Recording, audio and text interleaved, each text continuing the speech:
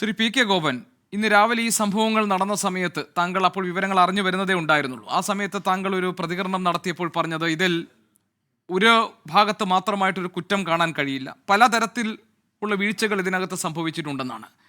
ഇപ്പോൾ നേരത്തോട് നേരം ഇപ്പോൾ സന്ധ്യ ആയല്ലോ, കാര്യങ്ങൾ കുറെ കൂടിയൊക്കെ വ്യക്തമായിട്ടുണ്ട്. താങ്കൾക്ക് മനസ്സിലായോ ഇതിലെ പിഴവുകൾ എവിടെയാണ് സംഭവിച്ചതെന്ന്?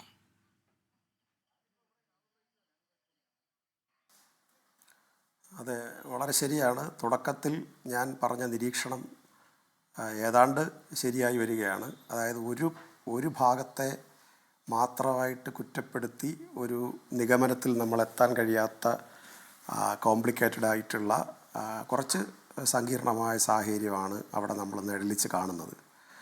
മാനേജ്മെൻറ്റ് ശ്രദ്ധിച്ചുകൂടായിരുന്നോ, KSEB നോക്കിക്കൂടായിരുന്നോ എന്ന രണ്ട് ചോദ്യവും പ്രധാനപ്പെട്ട ചോദ്യങ്ങൾ തന്നെയാണ്. നമുക്കാർക്കും യഥാർത്ഥത്തിൽ നല്ല വാശിയോടുകൂടിയോ അല്ലെങ്കിൽ അതിനപ്പുറത്ത് നിന്നുകൊണ്ടോ സംസാരിക്കാൻ പറ്റാത്ത ഒരു മാനസികാവസ്ഥയിലാണ് നിൽക്കുന്നത് എന്നുള്ളതാണ് സത്യം. രാവിലെ എല്ലാ പരിപാടിയും മാറ്റിവെച്ച് ഇതറിഞ്ഞപ്പോൾ ജില്ലാ പഞ്ചായത്തിൽ നിന്ന് അങ്ങോട്ട് പോയി തിരിച്ച് പാരിപ്പള്ളി മെഡിക്കൽ കോളേജിൽ ചെന്ന് ബഹുമാനപ്പെട്ട ധനമന്ത്രിയും വിദ്യാഭ്യാസ മന്ത്രിയും മറ്റും വന്ന ആ പരിപാടിയിൽ വെച്ച് ആ കുഞ്ഞിൻ്റെ മുഖം കാണുമ്പോൾ ഒരു 13 വയസ്സുള്ള കുട്ടിയുടെ ഫീലല്ല നമുക്കുള്ളത്.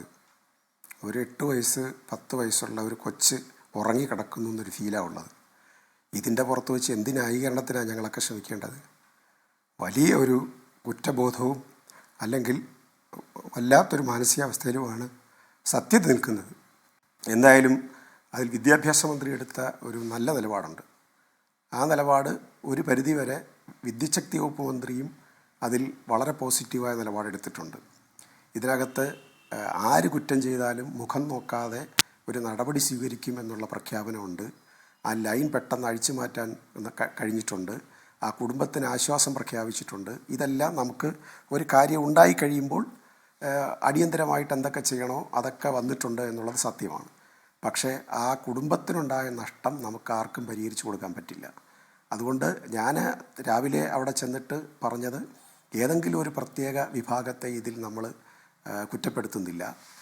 സ്വാഭാവികമായിട്ടും ആർക്കൊക്കെയാണ് ഇതിൽ പെശക് പറ്റിയത്, കാരണം ഇലക്ട്രിസിറ്റിയോട് ആവശ്യപ്പെട്ടിട്ടുണ്ടോ, ഇലക്ട്രിസിറ്റി ഇത് പരിശോധിച്ചിട്ടുണ്ടോ? ഇപ്പോൾ വിദ്യാഭ്യാസ മന്ത്രി തന്നെ ചൂണ്ടിക്കാണിച്ചതും ഞാൻ ജില്ലാ പഞ്ചായത്തിൽ സർക്കാർ സ്കൂളിലെ 169 പ്രിൻസിപ്പൽമാരെയും ഞങ്ങളുടെ നിയന്ത്രണത്തിൽ അത്രയാണ് ഉള്ളത് HMമാരുടെ മീറ്റിംഗ് ജില്ലാ പഞ്ചായത്തിൽ വിളിച്ചുകൂട്ടി ബഹുമാനപ്പെട്ട വിദ്യാഭ്യാസ മന്ത്രിയും വകുപ്പും പുറത്തിറക്കിയ ആ ഉത്തരവുകൾ ഓരോന്നെടുത്ത് ഞാൻ സ്പെസിഫൈ ചെയ്ത് വിശദീകരിച്ച് കൊടുക്കുകയും നമ്മുടെ സ്കൂളുകളെല്ലാം ഇത് പാലിക്കണമെന്നും വളരെ സുരക്ഷാപരമായ കാര്യങ്ങളും വൃത്തിപരമായ കാര്യങ്ങളും അതിൽ ശ്രദ്ധിക്കണമെന്നും എല്ലാം ഇവിടെ വിശദീകരിച്ചതാണ്.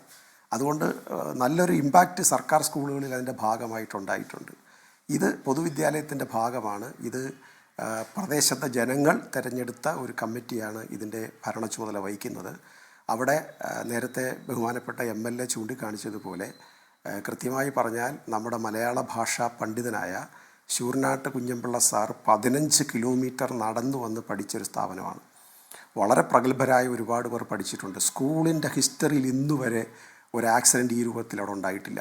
ശരി ശ്രീ പി കെ ഗോപൻ, താങ്കൾ പറഞ്ഞതുപോലെ തന്നെ നമ്മൾ എത്ര വിഷമിച്ചാലും എത്ര കണ്ണീരിൽ ആയാലും ആ കുടുംബത്തിനുണ്ടായ നഷ്ടമുണ്ടല്ലോ, അവർക്കുണ്ടാകുന്ന വേദന ഉണ്ടല്ലോ, അതിൻ്റെ അടുത്ത് എത്തില്ല. നമ്മളിനി അതിനകത്ത് സംസാരിക്കേണ്ട കാര്യം പോലുമില്ല. പക്ഷേ ശ്രീ പി കെ ഗോപൻ, ഇനി നമ്മൾ നോക്കേണ്ടത് ഇതിലെ കുറ്റക്കാരൊക്കെയാണെന്നാണ്. താങ്കൾ പറഞ്ഞതുപോലെ ഇതിൽ ആരാണ് കുറ്റക്കാരെന്നത് കണ്ടെത്താൻ ഇനി ഒരു റിപ്പോർട്ടിൻ്റെ ആവശ്യമുണ്ടോ? Shri P K Gopan, central electricity അതോറിറ്റിയുടെ technical standard for construction of electrical plants and electrical lines regulation 2022 92D അനുസരിച്ച് പറയുന്നു, വിദ്യാഭ്യാസ സ്ഥാപനങ്ങൾ സ്ഥിതി ചെയ്യുന്ന സ്ഥലത്തിൻ്റെ മുകളിലൂടെ വൈദ്യുതി ലൈനുകൾ പോകാൻ പാടില്ല എന്ന് നിഷ്കർഷിച്ചിരിക്കുന്നു. എങ്ങനെ പോയി? താങ്കൾ പറഞ്ഞതുപോലെ പാരമ്പര്യമുള്ള ഈ സ്കൂളിൻ്റെ ഒരു കെട്ടിടത്തിന് മുകളിലൂടെ ഈ 3 ഫേസ് ലൈൻ അതെങ്ങനെ പോയി?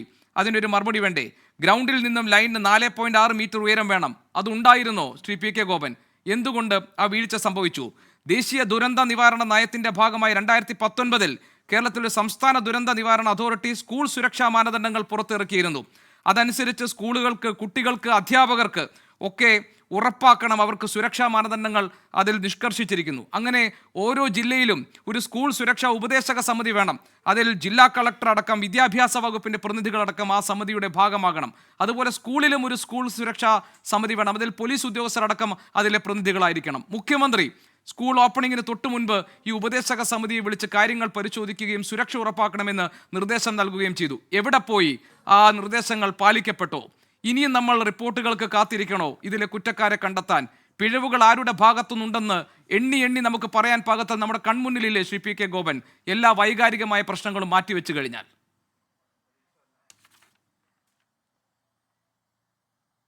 അല്ല, അത് വളരെ ശരിയാണ്. പക്ഷേ ഹൈക്കോടതിയുടെ മുമ്പിൽ ഒരു കൊലപാതകം നടന്നാലും അത് വിചാരണ നേരിടുകയും അതിൻ്റെ ട്രയൽ നടക്കുന്നതിൻ്റെ അടിസ്ഥാനത്തിലാണ് ഒരു നിഗമനത്തിലെത്തുന്നത്. അതുപോലെ നമ്മൾ ഇനി എന്തിനാണ് റിപ്പോർട്ട് എന്ന് ചോദിക്കുന്നതല്ല, അതിനൊരു പ്രൊസീജിയറുണ്ട്. ഏത് അപകടം നടന്നാലും ഏത് സംഭവം നടന്നാലും ഒരു പ്രൊസീജിയറുണ്ട്. ആ പ്രൊസീജിയർ അനുസരിച്ച് ഇലക്ട്രിസിറ്റി വിങ്ങിൽപ്പെട്ട 2 പേര്, അതുപോലെ വിദ്യാഭ്യാസ ഡിപ്പാർട്ട്മെൻറ്റ്, മറ്റ് വകുപ്പുകൾ അതിലെന്തൊക്കെ എൻക്വയറി നടത്തി കൃത്യമായിട്ട് റിപ്പോർട്ടുണ്ടായില്ലെങ്കിൽ നാളെ ഇതൊരു നിയമത്തിൻ്റെ മുമ്പിൽ വരുമ്പോൾ നമുക്ക് പിടിച്ചു നിൽക്കാൻ കഴിയത്തില്ല. അതുകൊണ്ട് അതൊരു സർക്കാർ പ്രൊസീജിയറാണ്, ഒരു ഭരണഘടനാപരമായ ഉത്തരവാദിത്വത്തിൻ്റെ ഭാഗമാണ്, അല്ലെങ്കിൽ നിയമപരമായ പ്രൊസീജിയർ പൂർത്തിയാക്കുന്നതിൻ്റെ ഭാഗമാണ്. അത് സ്വാഭാവികമായിട്ട് നടക്കണം. ആ റിപ്പോർട്ടിൻ്റെ അടിസ്ഥാനത്തിൽ മാത്രമേ നമുക്കൊരു ഇതിനിടയിൽ ഞാനൊരു കാര്യം പറയട്ടെ. ഇപ്പോൾ താങ്കൾ പറഞ്ഞതുപോലെ ഇപ്പോൾ ഇവിടെ ശ്രീ കോവൂർ കുഞ്ഞുമോൻ MLA ഉണ്ട്. അദ്ദേഹം പഠിച്ച സ്കൂളാണ്. അതുപോലെ അവിടെ അനേകം വിദ്യാർത്ഥികൾ അവിടെ പഠനം കഴിഞ്ഞിറങ്ങി ഇന്ന് ജീവിതത്തിന്റെ നാനാ തുറകളിലുണ്ട്. ഈ സംഭവം ഉണ്ടായപ്പോൾ മനോവേദനയോടുകൂടി പലരും പല കാര്യങ്ങൾ, അവർക്കറിയാവുന്ന കാര്യങ്ങൾ പറഞ്ഞു. അക്കൂട്ടത്തിൽ 1996 അവിടെ വിദ്യാർത്ഥിയായിരുന്ന ഒരാൾ ഞങ്ങളോട് പറഞ്ഞത് അന്നും ഇതുപോലെ മരണഭീതി ഉണർത്തുന്ന തലത്തിൽ ഈ ലൈൻ കമ്പി അവിടെ താണു കിടന്നിരുന്നതാണ്. അങ്ങനെയാണെങ്കിൽ 30 വർഷത്തിലധികമായി. അതിനു മുൻപ് ഏതാണ്ട് 40 വർഷമായി ഈ ലൈൻ ഇതുപോലെ പോയിക്കൊണ്ടിരിക്കുകയാണ്. അധികൃതർ കണ്ടില്ലേ? നാട്ടുകാർ കണ്ടില്ലേ? സ്കൂളിലെ മാനേജ്മെന്റ് ഇന്ന് വിദ്യാഭ്യാസ മന്ത്രി ചോദിച്ചതുപോലെ പ്രധാന അധ്യാപികയും അധ്യാപകരൊക്കെ എന്ത് നോക്കിയിരിക്കുകയായിരുന്നു എന്ന ചോദ്യമില്ലേ?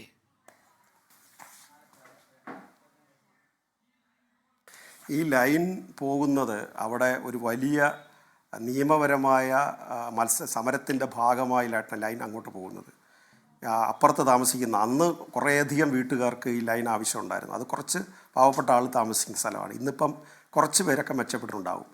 ഇന്നിപ്പോൾ ആ ലൈൻ ഒരുപാട് പേർക്ക് ഉപയോഗിക്കേണ്ടി വരുന്നില്ല. പക്ഷേ അന്നത്തെ കാലത്ത് അവരൊരുപാട് ആവശ്യം ഉന്നയിച്ച് മറ്റ് സ്ഥലത്തു കൂടി ഈ ലൈൻ കൊണ്ടുപോകാൻ മാർഗ്ഗമില്ല എന്ന് മാനേജ്മെൻറ്റിനെ ബോധ്യപ്പെടുത്തുകയും മാനേജ്മെൻറ്റ് ഒരു മനുഷ്യകാരുണ്യപരമായ നിലപാടെടുക്കുകയും ചെയ്തിട്ട്, അന്ന് മാനേജ്മെൻ്റ് എന്ന് പറഞ്ഞാൽ ഇതൊരു വ്യക്തിയുടെ കയ്യിലിരുന്ന മാനേജ്മെൻറ്റ് സ്കൂളാണ്.